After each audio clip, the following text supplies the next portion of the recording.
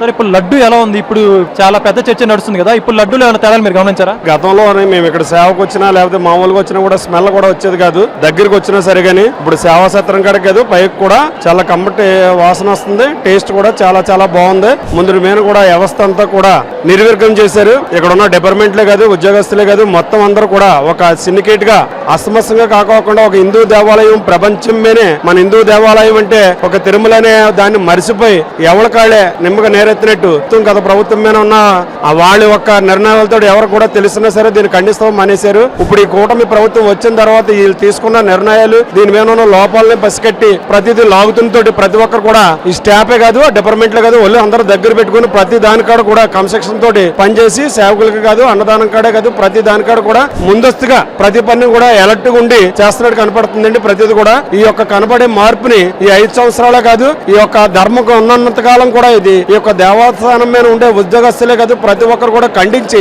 ధర్మాని కోసం ఓడారాలని కూడా కోరుకుంటూ ఇప్పుడైతే మనకి ప్రెసెంట్ అంతా కూడా చాలా బాగా జరుగుతుందండి.